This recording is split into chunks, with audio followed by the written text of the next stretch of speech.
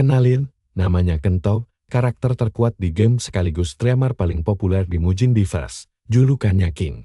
Semua orang gila nonton, dia berjam-jam bantai bos terakhir dan beresin dungeon paling seram di server. Tapi pas hari dia mau nunjukin muka asli ke file, saudaranya, yang bernama Raito Jinguji malah matiin stream. Gebukin dia, ngaku udah beli akunnya, lalu merebut posisi King. Tiba-tiba saja Kento kehilangan semua ketenaran yang dia rintis dari nol. Sementara saudaranya malah masuk televisi dan dipuji-puji seolah dia jenius sejati di balik semua kehebatan itu. Setelah berjam-jam meratapi nasib, dia bersumpah akan bangkit kembali, hancurkan Raito, apapun caranya, tanpa akun, tanpa uang sepeser pun. Bermodal utang dari 25.000, dia nekat beli kapsul baru. Kita semua tahu nih, kalau misi balas dendamnya bakal seru. Targetnya cuma cari duit dan hancurin Raito. Rekor tutorial menara sekarang masih dipegang akun lamanya, King. Walau mulai dari nol pakai karakter baru berstatus nihil, Kento masih punya segudang trik dan pengalaman legendaris dari masa lalunya. Begitu waktu berjalan, dia melesat, babat habis tiap lantai seolah itu cuma taman bermain, rekor baru langsung pecah. Di lantai karena monster-monsternya mulai tangguh. Tapi bagi Shadow sih gampang banget, Goblin langsung tewas begitu belati mendarat di tenggorokannya. Anjing penjaga yang mencoba menyerang balik pun langsung ditebas tanpa keringat.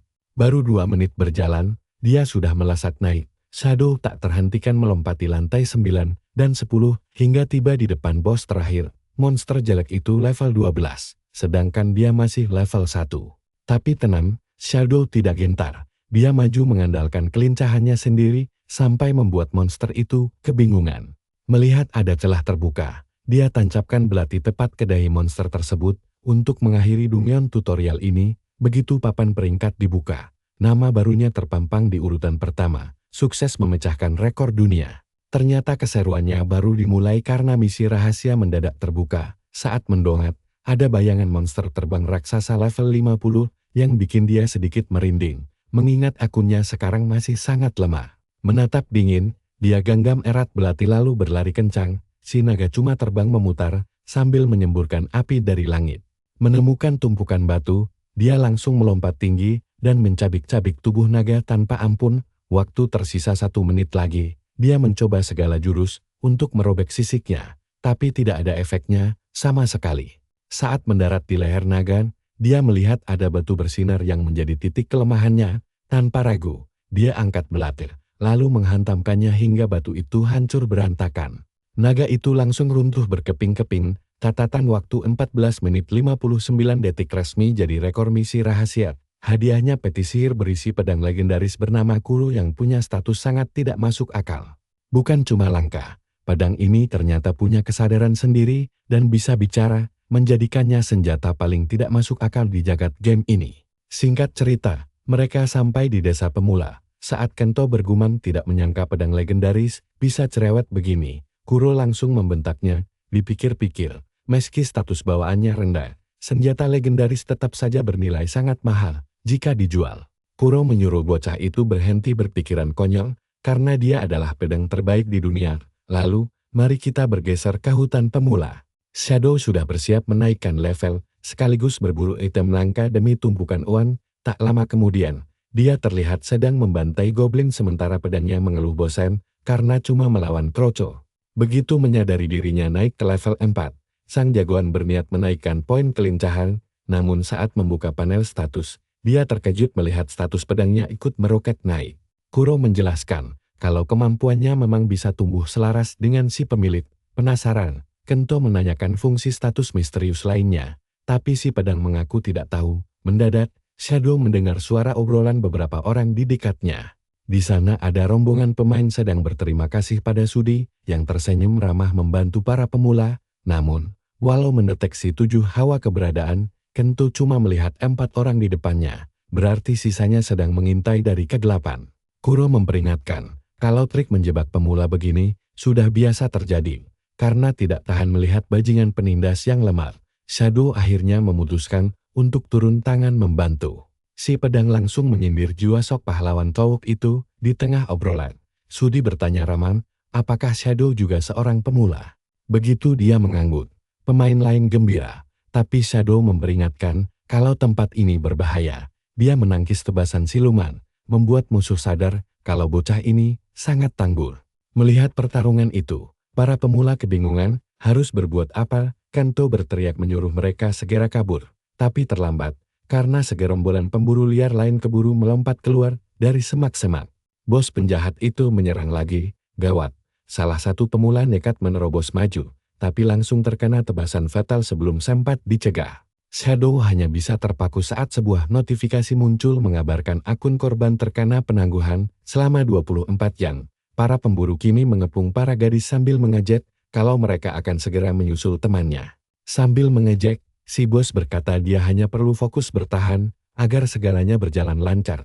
Sambil melirik tumpukan koil, salah satu pembunuh bergumam kalau semua ini berkat perintah King. Sebelum sadar ucapannya barusan keceplosan. Mendadak Sudi menyadari hawa keberadaan cowok berkerudung itu berubah mencekam. Jujur saja, merinding banget melihat amarah Shadow meledak menuntut penjelasan tentang hubungan King. Si pemburu berbohong tidak tahu apa-apa, tapi kepalanya keburu terpenggal sebelum sempat melompat. Dengan mata menyala, Shadow menuntut kejujuran karena dia muak mendengar nama itu lagi.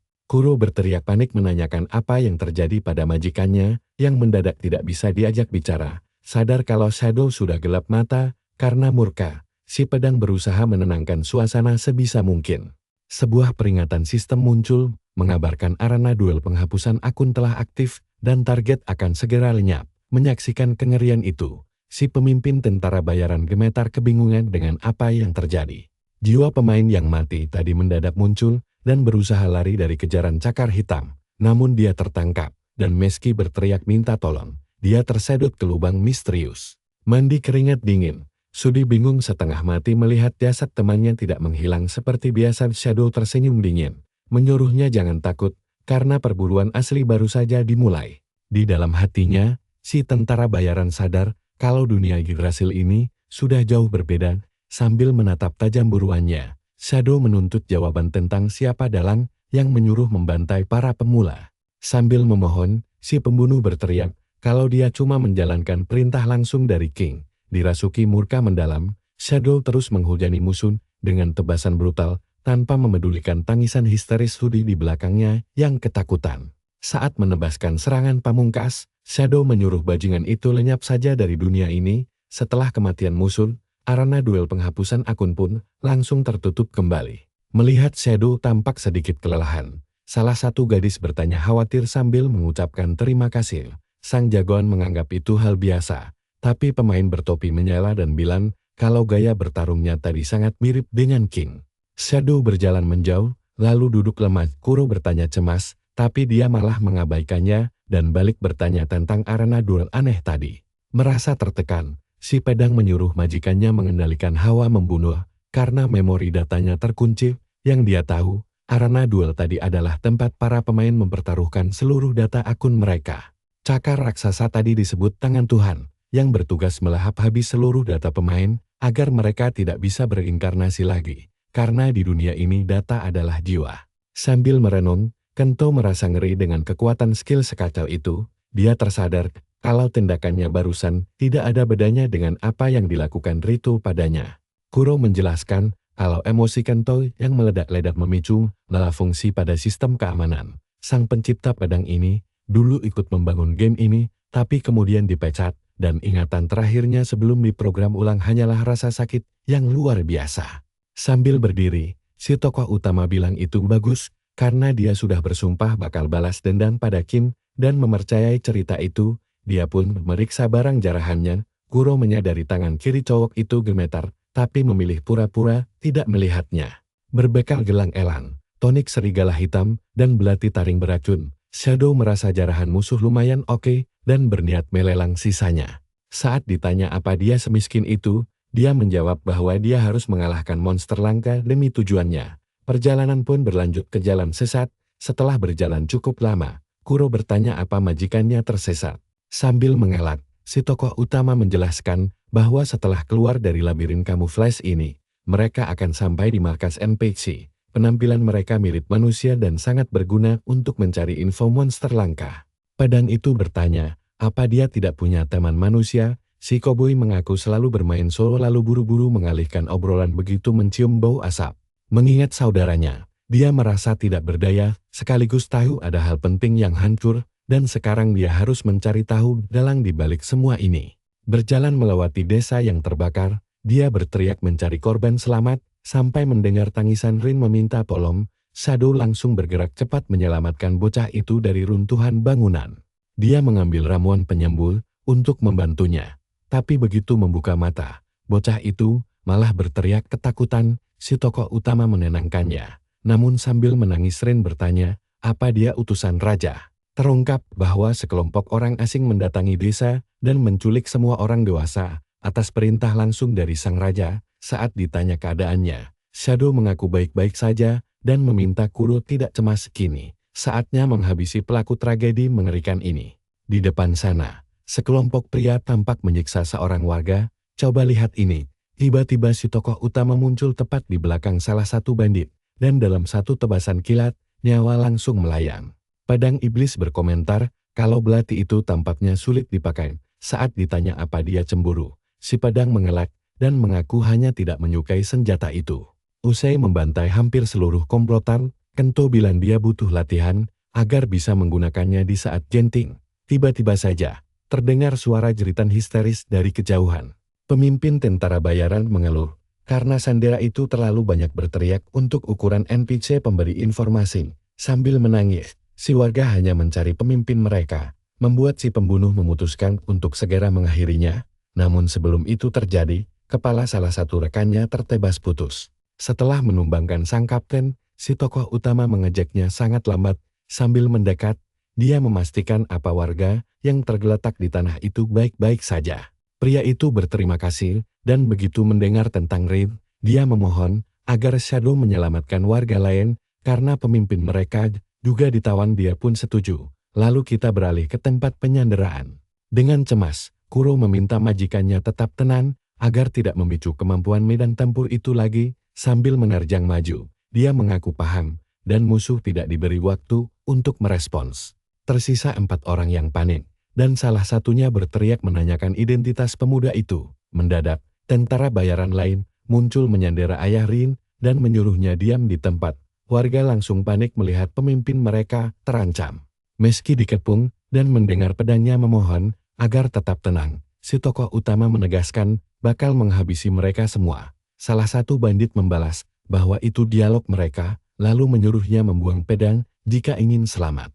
Menyuruh pria itu diam, pemuda kita langsung mengaktifkan medan pengecualian akur, membuat semua tentara bayaran seketika panik setengah mati. Pria bertopeng berhasil menahan serangan pertama, lalu mendesak rekannya untuk segera menghabisi sandera. Namun dengan tubuh gemetar hebat, rekannya tersasar tidak bisa bergerak akibat racun dari belati si tokoh utama. Dengan tatapan dingin, si tokoh utama berbisik bahwa waktu berburu telah tiba. Melihat rekannya tewas, bandit yang kaku itu memohon agar bocah itu tidak mendekat jika ingin sang pemimpin desa tetap hidup.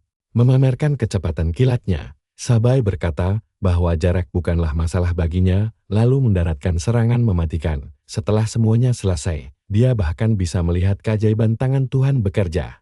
Beberapa saat kemudian, si tokoh utama bertanya, apakah keadaan Dalneo baik-baik saja? Pria itu mengiyakan.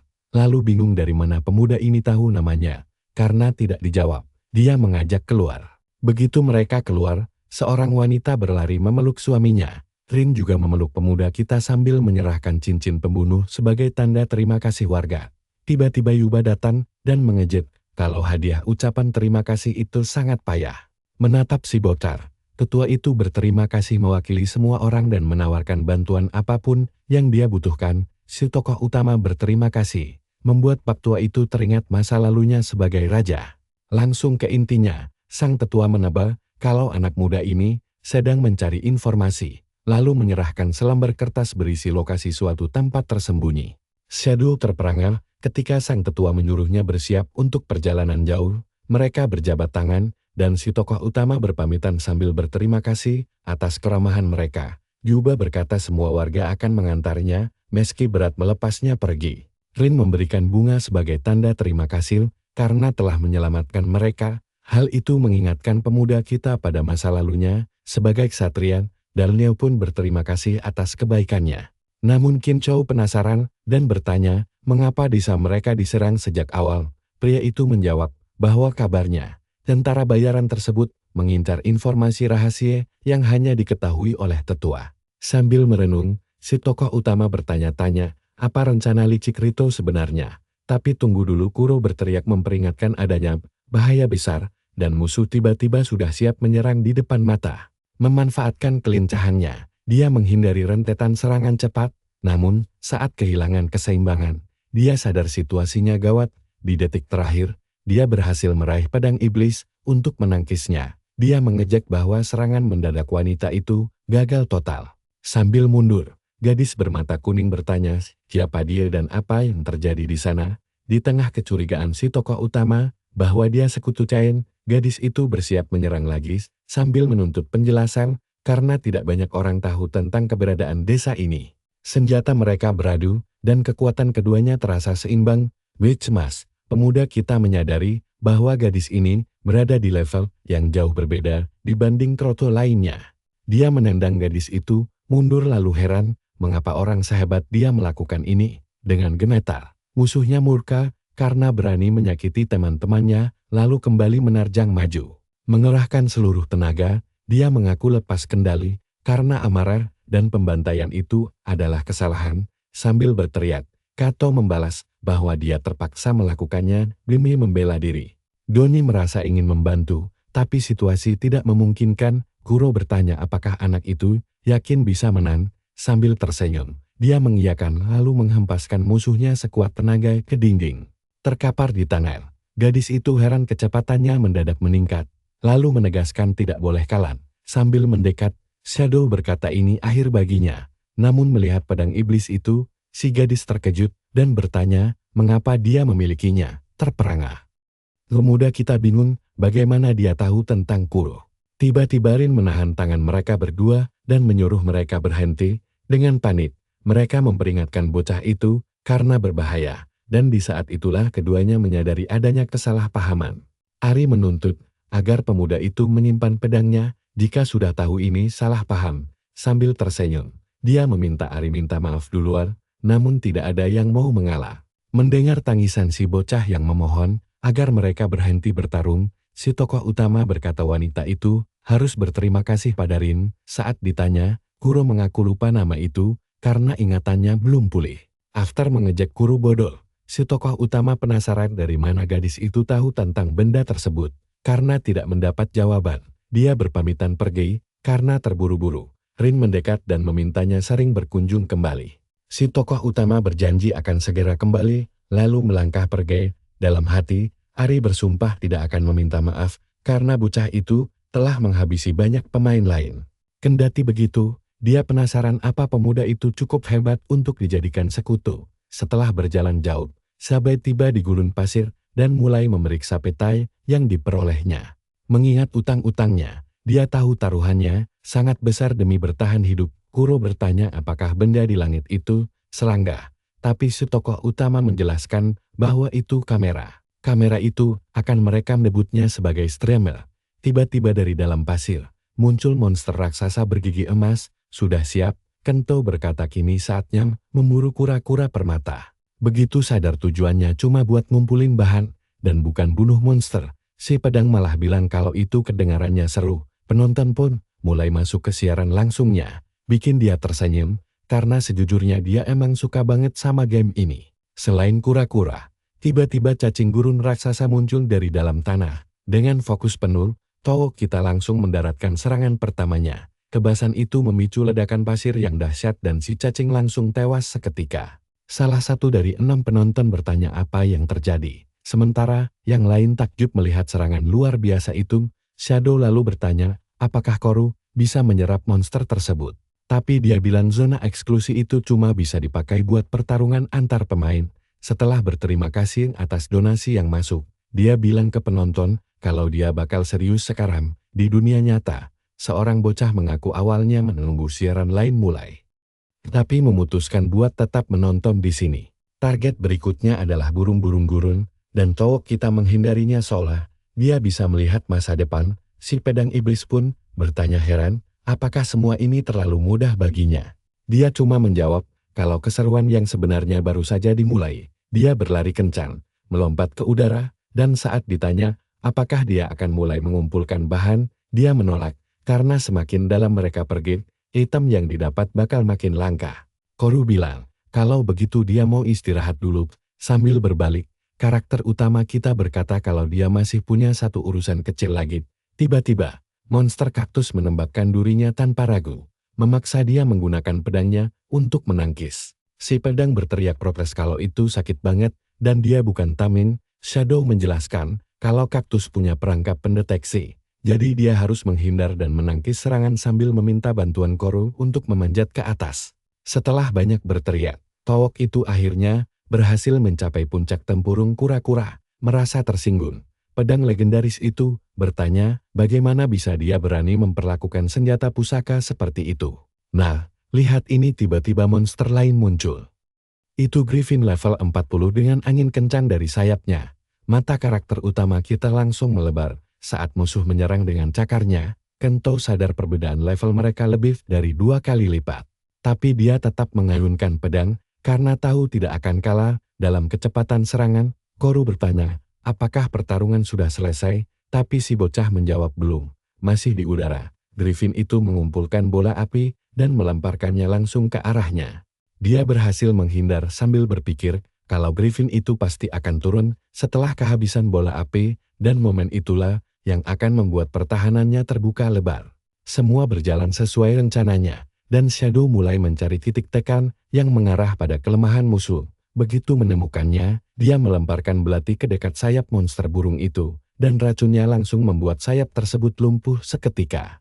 Memanfaatkan kesempatan emas itu, karakter utama kita mendaratkan pukulan terakhir hingga monster itu lenyap. Donasi dan ucapan selamat pun langsung membanjiri layar, dan kini ada 500 penonton yang menyaksikan siarannya. Sebelum menutup siaran, Kento berterima kasih kepada semua orang yang sudah hadir dan berjanji akan segera streaming lagi. Dia juga memberitahu kalau item miliknya akan dijual, jadi semua harus memeriksa papan pasar barang langka. Melihat jumlah penontonnya turun drastis, heran apa yang terjadi. Dia lalu tahu kalau King baru saja mulai siaran langsung, yang langsung membuatnya sangat marah.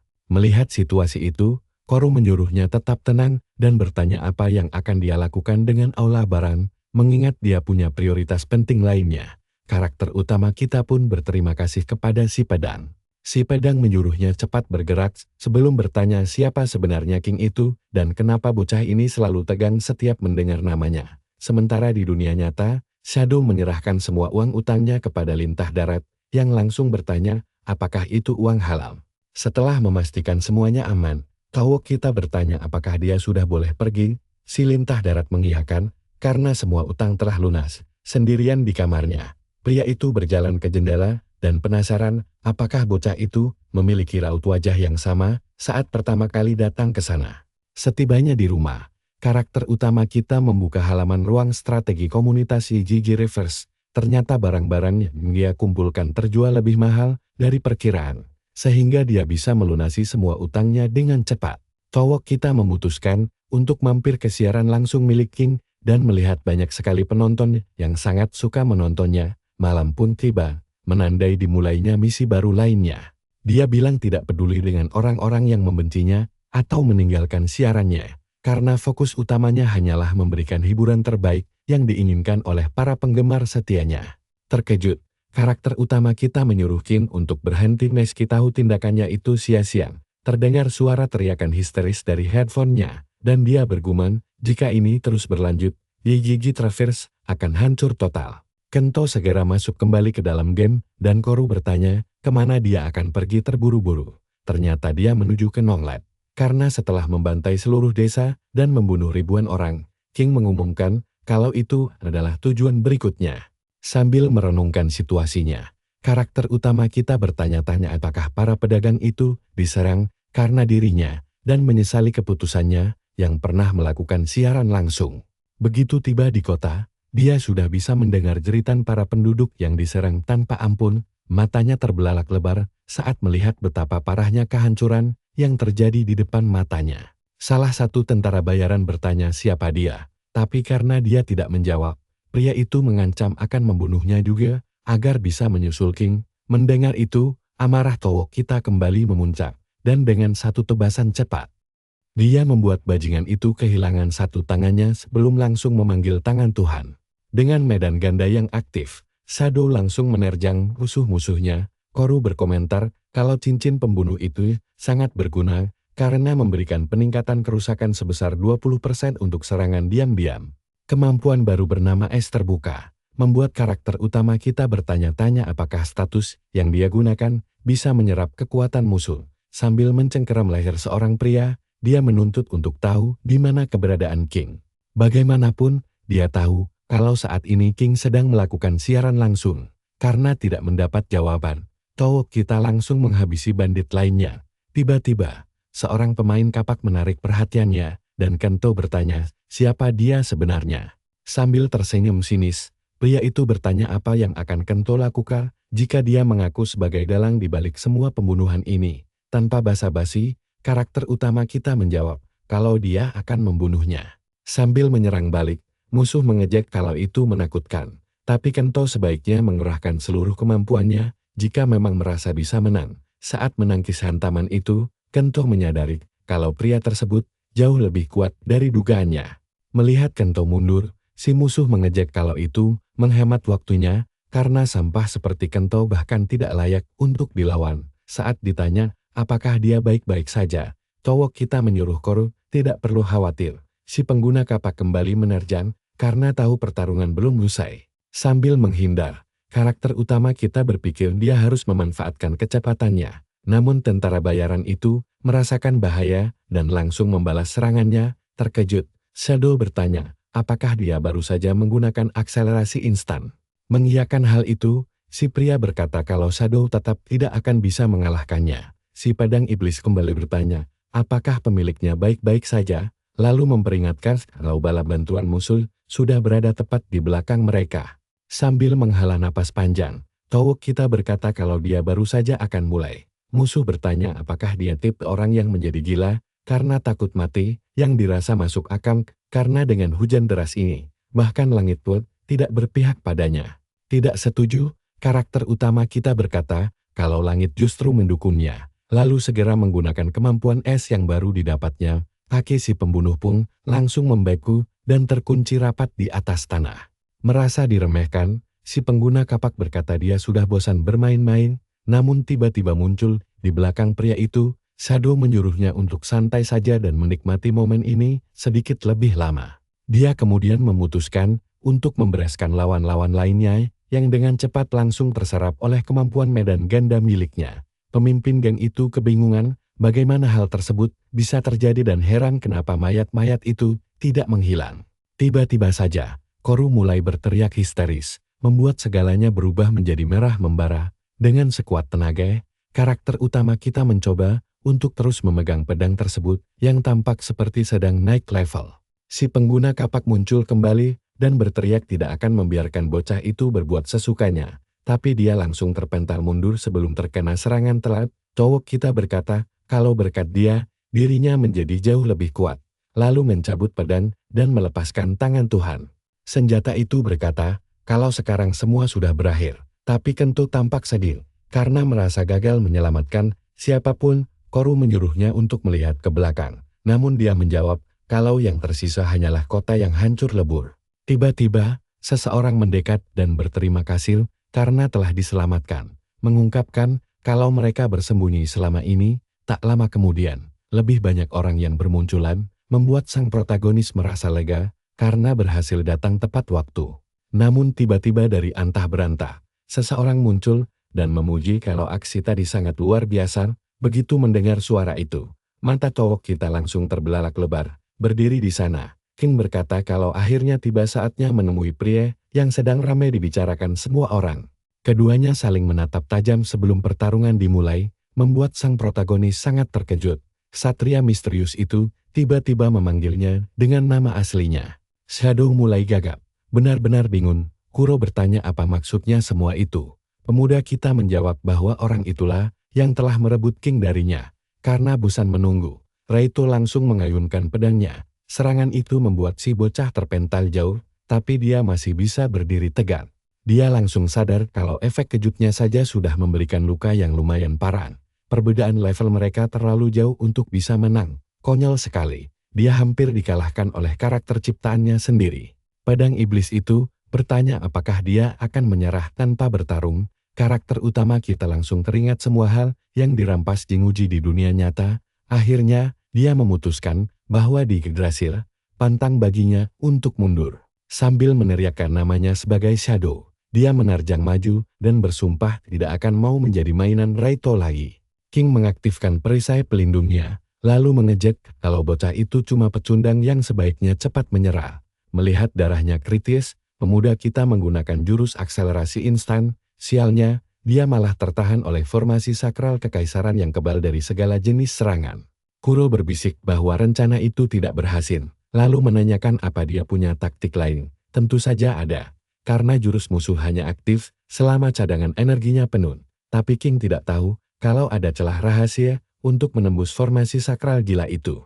Mulai melancarkan aksinya, sang karakter utama berpikir bahwa dia harus terus menyerang sampai berhasil menciptakan satu celah. Dengan kesal, Jinguji menyuruhnya mati saja, tapi di momen itulah Xiaobei menemukan celah dan menebasnya, membuat kakaknya terkejut karena serangannya benar-benar tembus. Ternyata, jika King terkena hantaman berulang kali di titik yang sama, jurusnya akan batal. Trik ini memanfaatkan celah error game yang hanya diketahui oleh pemain veteran. Sang ksatria mengejek bahwa dia cuma kehilangan 1 poin darah. Kenji tidak peduli dan merasa serangannya berhasil. Tapi kalian harus lihat ini, Raito mulai bermain sangat licik dengan menunjukkan layar berisi orang-orang yang mati-matian dilindungi King, terkurung di dalam jeruji. Seseorang berteriak menanyakan kesalahan mereka, tapi penjaga langsung memukulnya. Melihat Shadow mulai panik, King bertanya apakah dia sudah paham dengan posisinya yang terdesak sekarang. Dia kemudian membeberkan bahwa dia menyandera orang-orang di banyak wilayah selain Nonglat. Jadi jika si bocah bergerak sedikit saja, seluruh desa itu akan langsung diratakan. Sambil mengangkat pedangnya, sang ksatria menegaskan bahwa yang terkuat selalu menang, melawannya adalah tindakan sia-sia, baik di dalam game maupun di dunia nyata, untuk menyudahi sandiwaranya. Raito mengaktifkan jurus tarian pedang kekaisaran. Kobaran api langsung menyembur ke arah karakter utama kita. Kuro berteriak menyuruhnya menghindar, tapi semuanya sudah terlambat, karena hitung mundur kematian telah dimulai. Jatuh dari tebing, Shadow merasa kalah, dan harus segera bangkit sebelum karakternya terhapus. Dengan waktu tersisa 10 detik, sang protagonis menolak menyerah, karena dendamnya belum terbalas. Masalahnya, dia sama sekali tidak tahu cara mengalahkan Jinguji, membuat hatinya semakin terasa sesak dan frustrasi. Pada detik-detik terakhir, dia mulai berteriak kencang, namun secara mengejutkan, cincin pembunuh miliknya tiba-tiba bersinar terang, membuat pemuda kita terperangah tidak percaya. Beberapa saat kemudian, dia terbangun di sebuah kamar asing dan bingung dengan apa yang terjadi. Sambil bersandaran santai di lemari, Kuro menyahut bahwa bocah itu harusnya bertanya kenapa ada orang asing di sini. Tiba-tiba, sepasang tangan mencengkeram leher Shadow dan sebuah suara bertanya apakah dia sudah bangun. Pemuda itu langsung mundur ketakutan. Sementara pria bermata satu itu heran, apakah Yuba salah mengenalinya. Saat pedangnya bertanya, pemuda kita mengaku tidak mengenali pria itu, setidaknya bukan dengan karakter yang sekarang. Terungkap bahwa di game ini ada 5 karakter non-pemain terhebat, yaitu pendekar pedang, biksu, pemanah, penyihir, dan pembunuh. Jadi dulu saat dia masih menjadi raja, Kento pernah menjalankan misi bersama orang ini. Saje, sang pembunuh legendaris terkuat, karakter utama kita pun bertanya, mengapa dia menyelamatkannya. Saje menjawab itu semua, karena cincin tersebut, yang rupanya menyimpan fungsi rahasia. Sambil bersedekap dada, pria itu berkata dia meminta Yuba memberikan cincin itu kepada orang pemberani untuk dijadikan muridnya. Terkejut, Shadow sadar ini adalah kesempatan emasnya. Sayangnya, Saji merasa nenek tua itu salah pilih, karena bocah ini terlalu kerobor dan membiarkan musuh mendekat dengan sangat mudah. Begitu lukanya sembuh, dia harus segera pergi saja. Terkejut karena akan diusir, sang protagonis bersikeras bahwa dia terlalu lemah dan tidak bisa melindungi apapun sendirian. Harusnya dia memikirkan cara agar bisa bertambah kuat. Khawatir hal buruk terjadi, Kuro menyuruh tuannya tenang. Tiba-tiba, sang pembunuh berubah pikiran dan menantangnya keluar untuk ujian. Jika pemuda itu bisa mengendalikan amarahnya dengan benar, dia mungkin bisa menjadi sosok yang hebat. Berdiri tegak, Shadow membulatkan tekad untuk menjadi muridnya demi meningkatkan level. Rencananya adalah menghancurkan para pejabat Nordic Path dan merebut kembali semua hal yang telah dicuri oleh Raito. Di luar, Zaji terlihat sedang berbicara dengan seseorang. Orang itu mengaku hanya setuju karena permintaan Yuba, tapi dia sendiri juga tidak mengenali pemuda tersebut. Dia adalah Ari, yang sebelum pergi merasa yakin akan bertemu Shadow lagi. Begitu siap, ujian pun dimulai. Dalam hati, Kento mengeluh karena gagal mendaratkan combo serangan. Sementara itu, pria bermata satu menantangnya untuk mengeluarkan jurus. Pemuda kita langsung mengaktifkan balok es dan akselerasi instan untuk menyerang dari belakang. Namun, Zaji menghindar dengan salto lalu melompat ke pohon, memuji kecepatannya lumayan dibanding orang biasa. Saat ditanya, sang protagonis mengaku baru level 30, sang master pun menyimpulkan bahwa dia harus meningkatkan levelnya minimal sampai 50. Misi baru pun terbuka setelah dia lulus ujian. Nah, disinilah tantangan gila itu dimulai. Shadow sesumbar bisa capai level itu seminggu, tapi sang pembunuh cuma memberinya waktu 3 hari saja. Sadar harus mengejar 20 level dalam 72 jam. Pemuda kita paham dia tidak akan bisa tidur nyenyak. Di pertarungan lain, Zaji mengejek gerakannya mudah ditebak lalu menyerang pemuda itu dari belakang. Dia tersungkur ke tanah dan tidak bisa bergerak. Sang guru bertanya, apakah hanya itu kemampuannya? Teringat tujuannya untuk membalas dendam. Sang protagonis mencoba bangkit dan bertekad kuat untuk menumbangkan sang raja. Pria itu menyuruh Kento membiarkan niat membunuhnya menyelimuti seluruh tubuh sambil tetap berpikir tenang. Menurutnya, itu adalah syarat paling dasar untuk menjadi muridnya. Tiba-tiba, pesan selamat muncul dan sang protagonis sukses menyentuh level 50. Sambil meregangkan badan, sang pembunuh heran karena mengira butuh 5 hari. Pemuda kita sadar usahanya kemarin memang agak gila. Setelah memperoleh jurus jalur bayangan, Shadow merasa bingung, namun Zaji menjelaskan itu adalah atribut khususnya dan dia hanya akan memperagakan cara kerjanya sekali saja. Dia menghilang ke dalam kegelapan dan muncul di belakang sang protagonis, menjelaskan bahwa jurus ini bisa menembus bayangan orang lain. Kuro berkomentar itu sangat menarik dan serasi dengan cincin pembunuh. Melangkah mendekat, sang master berkata ada bantuan yang dia butuhkan. Dia mendengar kabar tentang monster aneh dan hilangnya para pendekar serta penyihir secara misterius. Karena situasi sangat berbahaya, memiliki rekan tempur akan sangat membantu. Pemuda kita setuju tanpa ragu demi mendapat hadiah misi. Kamera kemudian berpindah ke tempat lain, menampilkan seseorang yang sedang mengeluh karena spesimen buatannya dianggap gagal. Tampak dua makhluk mengerikan di dalam tabung kaca sambil menekan tombol. Pria bermata merah menyala itu menyukai reaksi subjeknya. Setelah menerima misi mengalahkan pemain level 50 dengan monster modifikasi, dia bertekad menyelesaikannya demi kelancaran riset pribadinya. Beberapa saat kemudian di Rawa Cardis, Kento sadar ucapan Zaji tentang monster buas itu bukan bualan belaka. Sang master menambahkan bahwa target mereka ada di dalam rumah besar dan makhluk-makhluk itu belum dimodifikasi. Melihat banyaknya komentar bermunculan, dia terkejut karena tidak tahu kalau Xiaobi adalah seorang penyiar langsung. Pemuda kita meminta maaf atas keributan penontonnya, tapi sang pembunuh justru merasa bersemangat karena jadi pusat perhatian. Sambil merangsek maju, dia merapal jurus tarian pedang benang dan langsung membantai kawanan monster sekaligus. Dalam hati, sang protagonis sadar pria itu menahan diri saat mengujinya kemarin. Zaji berkata dia akan mengurus area luar dan menyerahkan misi menyusup rumah besar kepada Shadow. Sang protagonis langsung menyusup ke markas sekte sesat. Ketika penonton bertanya, dia menjawab bahwa kelompok itu terus membuat kekacauan dan siarannya mungkin akan terputus di zona larangan mereka. Kuro merasa itu alasan yang konyol. Tapi Kento bersikeras tidak boleh ada yang melihat arena duel rahasia tersebut. Setelah memeriksa peta, dia sampai di lantai 3 dan membuka pintu berikutnya. Sesosok musuh tiba-tiba muncul, tapi wujudnya sangat imut, hingga pemuda kita ragu apakah dia benar-benar harus melawannya. Tiba-tiba, seseorang menyuruhnya melihat ke belakang. Saat dia berbalik, dia langsung berhadapan dengan sekumpulan monster yang sangat banyak. Salah satunya langsung menyerang, tapi langsung lenyap dalam sekejap. Sambil berpikir, si karakter utama menduga mereka adalah makhluk berkode. Tiba-tiba seseorang muncul dan berkata dia tidak menyangka Chimera buatan massal bisa dikalahkan hanya dengan sekali tebas. Dia menambahkan, kalau sudah lama tidak melihat Shadow, Kento merasa bingung, lalu pria itu mengingatkan kalau dia adalah Sudi, si pemburu pemula, yang sengaja membuat akun baru hanya demi membalas dendam. Sambil berteriak, dia memanggil monster lain berupa gorila bertanduk, lalu berkata sekarang gilirannya bersenang-senang. Tapi lihat ini dalam sekejap mata, semuanya hancur berantakan dan pria itu hanya bisa melongo kaget.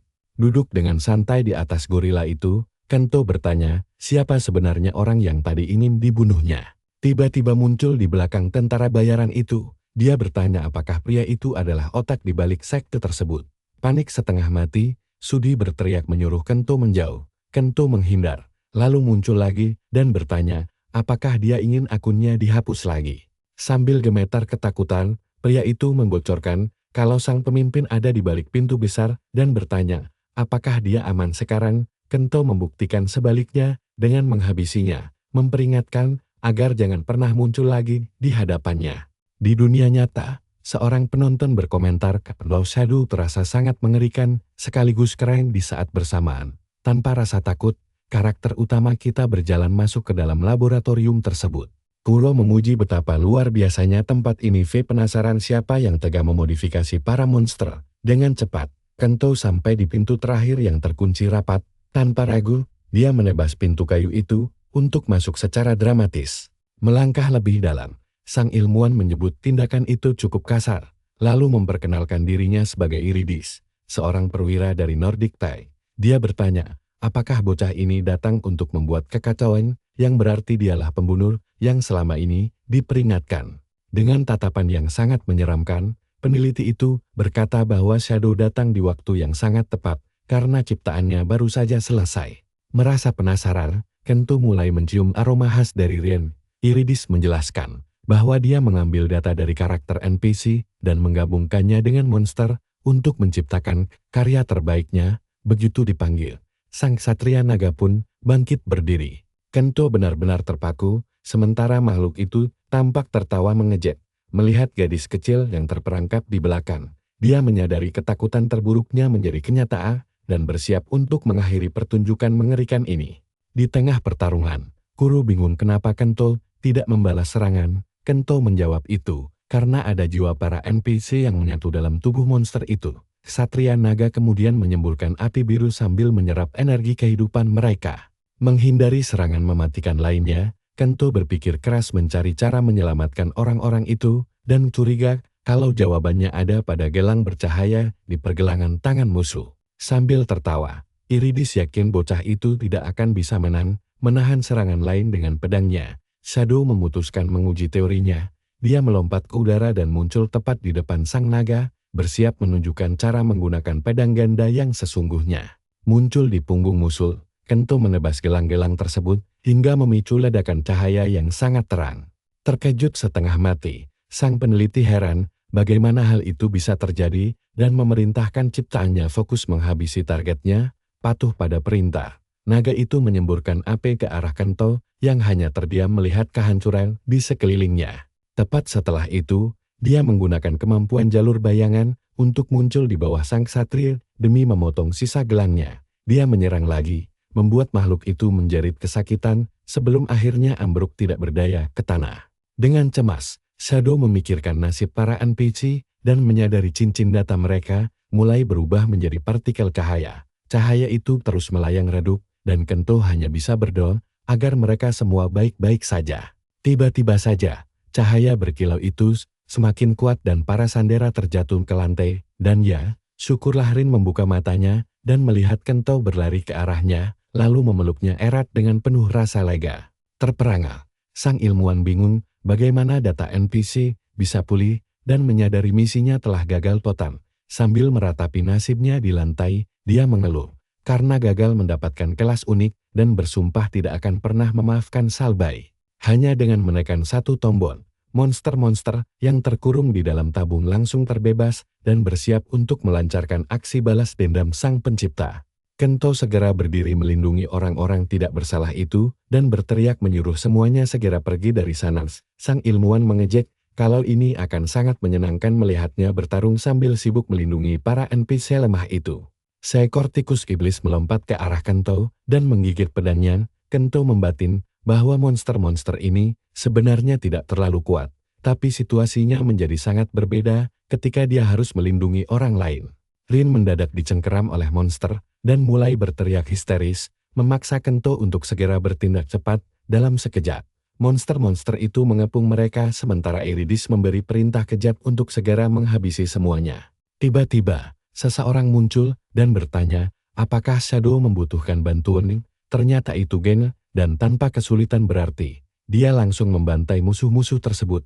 Peneliti yang panik berteriak heran apa yang dilakukan salah satu dari 5 NPC hebat di tempat ini.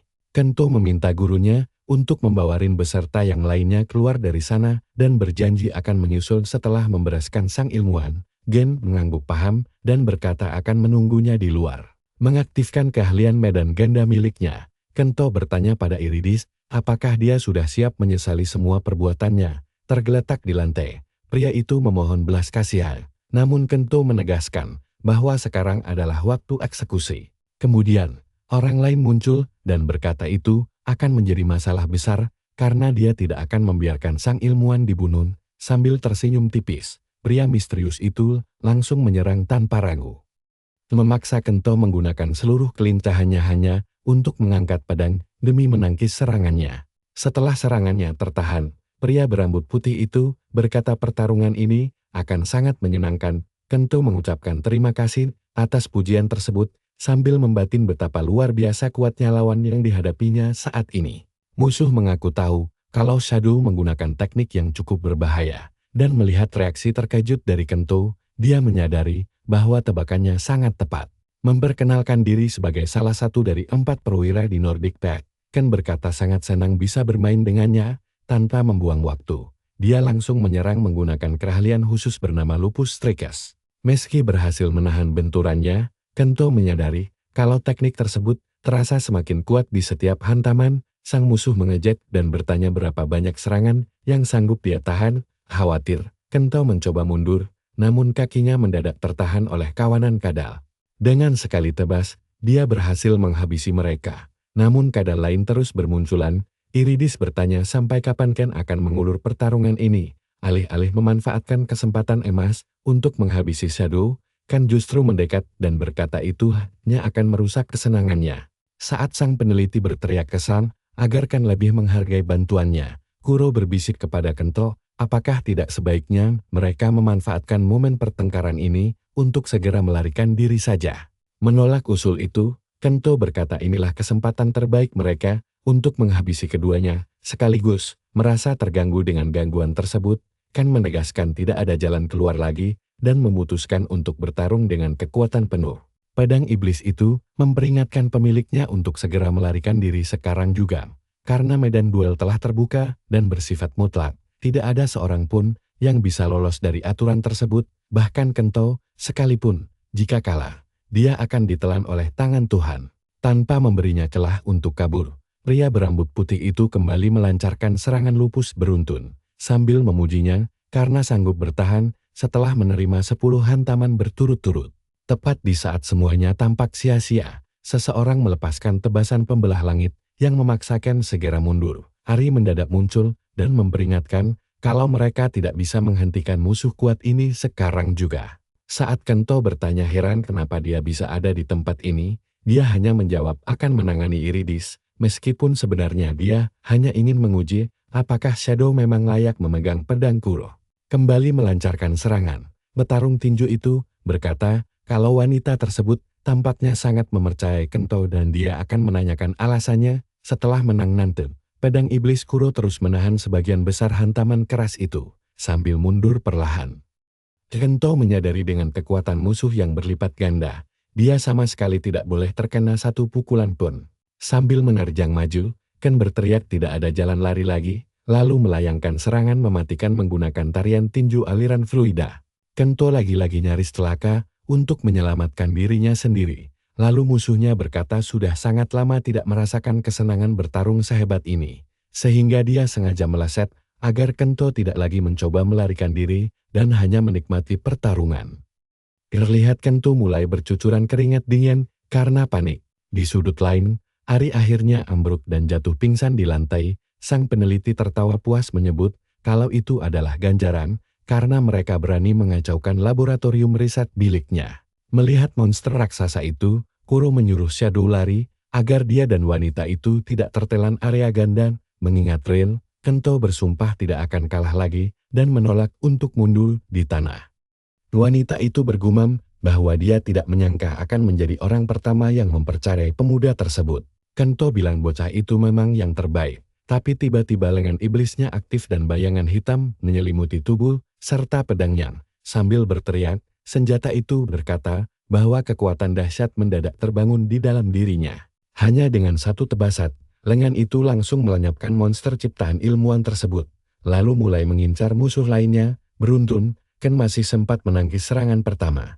Sementara itu, sang protagonis heran kenapa tangan Tuhan itu terlihat benar-benar nyata di depannya. Karena panik, Ari melemparkan ramuan ke arah cakar hitam tersebut, tapi sihirnya malah gagal dan justru mengenai si pria berambut putih. Shadow berseru bahwa ini belum berakhir.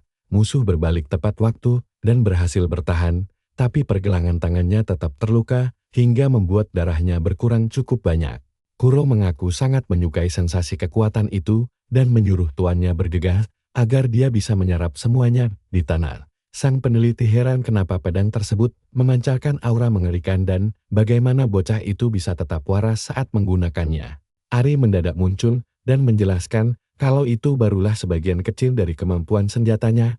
Tangan-tangan bayangan itu pun mulai merayap mendekati sang ilmuwan. Sadar tidak ada harapan untuk menang karena Ken pun kewalahan. Sang ilmuwan bertekad kabur hidup-hidup dengan melempar ramuan ke tanah untuk memicu kabut asap tebal. Ken berkata waktunya sudah habis, padahal dia masih ingin melanjutkan pembantaian yang seru ini. Kento mencoba menahan mereka, tapi terlambat karena keduanya sudah lenyap begitu saja. Di hadapan Ari, Shadow langsung bertanya, siapa wanita itu sebenarnya dan bagaimana dia bisa membangkitkan kemampuan tersembunyi Kuro. Dia menyuruhnya datang ke Cave Frozen besok siang, jika memang penasaran dan ingin tahu kebenarannya. Sebelum keluar dari permainan, dia membisikkan nama asli Kento yang seketika membuat pemuda itu tersentak kaget. Merenungkan semua kejadian tadi, Kento bertanya, tanya rahasia apalagi yang disembunyikan Kuro darinya. Akhirnya dia memutuskan untuk tetap pergi ke pertemuan itu, meskipun hatinya merasa sangat enggan. Di luar, Saji melaporkan tugasnya beres dan semua warga non-pemain telah aman. Kento berterima kasih sambil melihat tumpukan monster buruan Saji, dan sebagai hadiah, dia pun memperoleh jubah pembunuh.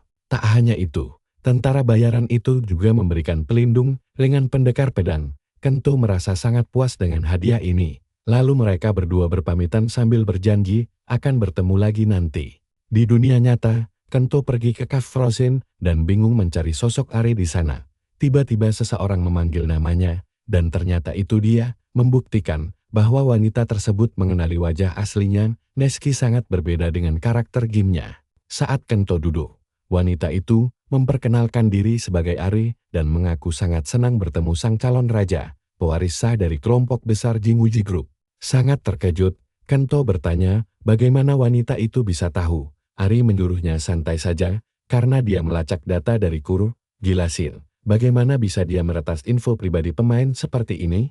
Namun dia segera tahu, kalau Ari adalah insinyur yang ikut merancang game Migrasi Reverse. Dia dipecat saat Jinwuji Group mengambil alih. Jadi sekarang dia ingin balas dendam, tapi butuh bantuan. Hal itu mengingatkannya pada semua perlakuan kejam Raito kepadanya. Kento pun bertanya apa keuntungan baginya jika membantu. Karena niat awalnya datang ke sini hanyalah untuk mencari tahu rahasia tentang pedang Kuro. Menerima syarat tersebut, Ari menjelaskan bahwa dia merancang senjata hebat itu untuk melawan Jinwuji Group. Syarat mendapatkannya pun sangat ketat karena dia ingin mencari satu pemain yang benar-benar layak. Kento akhirnya mulai paham situasinya. Ari sengaja menyerahkan Kuro kepada pemain berkemampuan tinggi agar tidak dicurigai pihak korporat. Setelah mempertimbangkannya, Shadow percaya cerita itu. Tapi tujuannya hanya mengalahkan King, bukan menghancurkan seluruh Jinwuji Group. Kento baru saja mau memprotes hal itu. Namun Ari langsung memotong dan berkata bahwa mustahil melawan sang raja tanpa peralatan tempur yang mumpuni. Membenarkan ucapan wanita itu, Kento mengaku dia memang pernah kalah telak dari saudaranya. Sang insinyur pun menawarkan ide untuk mencari sponsor karena siaran langsungnya kini sedang viral. Kento tertarik, tapi merasa skeptis karena sebagai pemula, jarang ada pihak yang mau mendanainya. Ari tersenyum tipis, lalu berkata kalau dia adalah bagian dari Oatly Group, raksasa bisnis yang sanggup menandingi Jimuji Group. Ternyata organisasi tersebut adalah salah satu dari 5 konglomerat terbesar di dunia milik ayah dan kakak laki-lakinya. Menjadikannya seorang pewaris kaya raya, Ari menegaskan bahwa tujuan mereka berdua bisa terwujud jika Kento bersedia bergabung. Kento setuju, tapi merasa kafe ini bukanlah tempat yang aman untuk membicarakan rahasia besar tersebut, dan bong. Tiba-tiba saja Ari menjentikkan jarinya, membuat seluruh orang di kafe mendadak membeku kaku. Sebelum dia sempat panik, Ari menjelaskan bahwa seluruh kawasan stasiun ini adalah milik Oatly Group, jadi tidak perlu khawatir. Dia kembali menawarkan kerjasama, sementara Kento hanya bisa melongo kaget tanpa kata. Sebulan kemudian di Gin, Kento mengintai kelompok Nordic Path. Kuro berkata mereka akhirnya bisa memulai balas dendam yang sesungguhnya. Sambil mengangguk mantap, Kento berkata dengan peralatan barunya ini, dia tidak boleh sampai melakukan kesalahan terkecil sekalipun saat memulai perburuan malam ini. Begitu malam tiba di desa Gas Es, para bandit sibuk menggosipkan rumor tentang pengacau yang ternyata adalah adik kandung King, sang ketua serikat. Tiba-tiba, tangan Tuhan muncul bersiap membantai mereka semua, dan dalam sekejap saja, herbasan beruntun langsung memenggal kepala 2 pembunuh bayaran itu. Shadow menampakkan diri, lalu meledek gerakan mereka yang lambat sekali. Kuro memuji kondisi bertarung bocah itu, namun mendadak dia menyadari ada kejanggalan, dan sadar kalau mereka justru dijebak sejak awal. Ken pun muncul sambil tersenyum licik, memuji insting tajam Kento. Sadar kalau tentara bayaran gila ini sangat terobsesi bertarung, Kento tahu dia terpaksa harus berolahraga sejenak sebelum menghadapi King yang sesungguhnya. Para bandit bersorak gembira menyemangati si rambut putih, tapi tanpa diduga, Ken justru melayangkan pukulan keras ke salah satu pengikutnya dan bergumam bahwa suasana ini terasa sangat aneh baginya.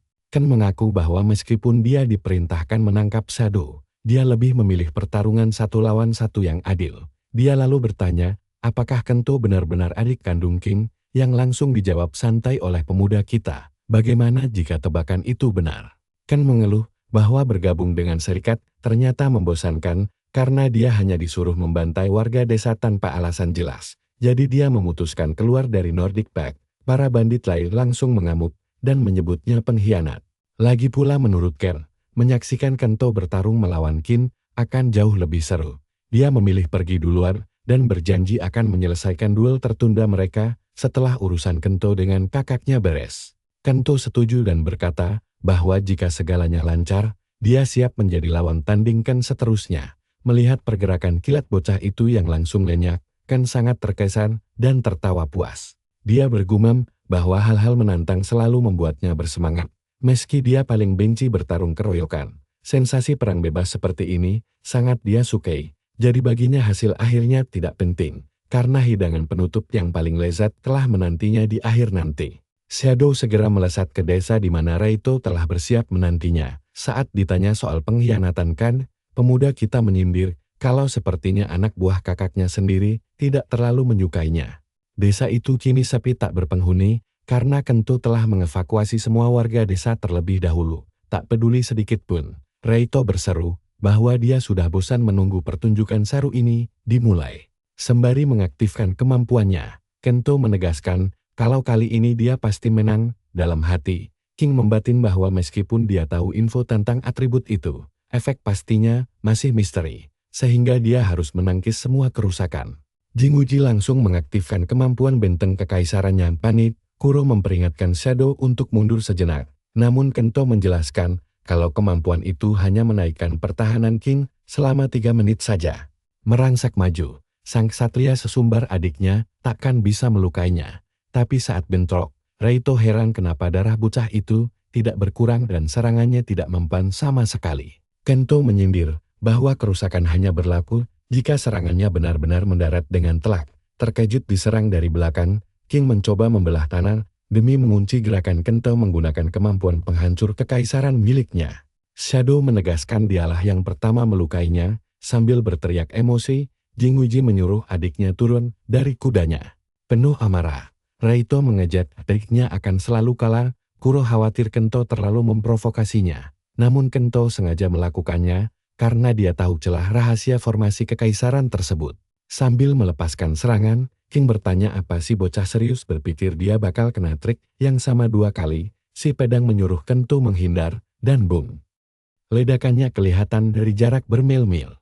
Debunya hilang, si ksatria malah tertawa keras dan sesumber kalau pada akhirnya dialah pemenang sejatinya. Tiba-tiba muncul di belakang musuh.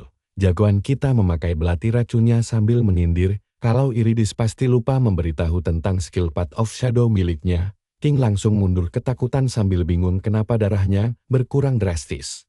Kento menjelaskan kalau itu efek racun hidro dari belatinya. Nah, perhatikan ini. Begitu dia mengaktifkan skill gempa bumi, siapapun yang terjebak di dalamnya langsung kehilangan 50% kelincahannya. Ditambah lagi dengan atribut Blood Domination, tiap kali target kena damage, kemampuan mereka berkurang 20%. Raito mencoba menyerang balik, tapi tubuhnya malah lumpuh total, meskipun skill Imperial Formation miliknya masih aktif. Kento menjawab santai formasi itu lemah terhadap serangan langsung seperti debuff. King langsung berteriak frustrasi setengah mati, bingung kenapa pertahanan mirip benteng miliknya bisa hancur begitu mudah. Shadow membalas kalau formasi itu tidak membuatnya abadi, dan pemain hebat adalah mereka yang bisa menemukan jawaban untuk mengatasi kelemahan sendiri. Karena saudaranya ini masih pemula, Kento dengan ramah mengucapkan selamat datang di game Yggdrasil. Tiba-tiba tangan Tuhan raksasa muncul di belakang Raito, sementara Kento bersiap menyerang dari atas. King berteriak ini belum berakhir, karena dia merasa tidak terkalahkan selama formasi Holy Imperial aktif. Tapi tunggu dulu, mana milik musuhnya sudah benar-benar habis. Sebelum tebasan terakhir mendarat, Kento mengucapkan selamat tinggal pada sang raja. Seketika semua kenangan indah dengan karakter itu terlintas di pikirannya. Di layar kita melihat sang ksatria terbelah menjadi 2 sebelum ditelan oleh tangan Tuhan. Setelah tugasnya beres, Kento bergumam kalau sekarang giliran si Oga yang harus dia bereskan. Kembali ke dunia nyata, Raito masih kebingungan bagaimana bisa dia kalah dari orang selemah itu. Saat dia hendak minum air untuk menenangkan diri, tiba-tiba ponselnya berdering kencang. Di seberang telepon, ayahnya berteriak marah menanyakan apa yang sudah dia lakukan dan menyuruhnya menyalakan televisi, di mana semua skema kecurangannya sedang dibongkar habis-habisan oleh berita. Dengan emosi meluap, sang ayah bertanya, apa Jinguji berniat menghancurkan grup mereka hanya karena keegoisannya yang konyol. Ternyata, plot twist. Pembocor semua rahasia adalah Arisa. Gadis itu bekerja sama dengan para teknisi yang dipecat secara sepihak untuk merekam video tentang semua kekacauan ini, dan dari sanalah mereka tahu kalau Raito adalah dalang utamanya yang sekaligus memulai kehancuran grup Jinguji saat berbicara dengannya. Jagoan kita penasaran apa yang akan terjadi pada saudaranya dan organisasi tersebut. Ari menjelaskan kalau mereka tidak akan lagi mengganggu Yunjin Inverse, ditambah lagi, seluruh pendapatan mereka sudah hancur total, sementara sang dalang kabarnya masih dilindungi secara rahasia. Kento bergumam kalau ayahnya memang tidak pernah peduli padanya, melainkan hanya menyayangi Raito. Lalu mereka membahas tentang bagaimana Arisa akhirnya bekerja kembali di perusahaan game itu dan langsung mendapat promosi jabatan bersama para teknisi lainnya. Sambil tersenyum, Kento sangat menantikan pembaruan game itu. Begitu alarm berbunyi tanda waktunya tiba, mereka pun saling mengingatkan agar tetap berhati-hati di petualangan berikutnya. Kemudian Shadow kembali ke dunia game, di mana Ken ternyata sudah menunggunya di sana. Sambil bersiap-siap, Kento bertekad memenuhi janjinya di depan kerumunan penonton, termasuk Iridis. Dengan nada kesal, pria itu berteriak kalau dia ada di sini hanya karena terpaksa. Ken menyuruhnya untuk menikmati tontonan ini, dan saat mengaktifkan kekuatannya, dia berteriak kalau duel raksasa akan segera dimulai. Kento dan Kuro saling melempar senyum penuh percaya diri. Lalu mereka langsung menerjang maju ke medan pertempuran. Jagoan kita menegaskan kalau mereka harus memenangkan pertandingan ini, dan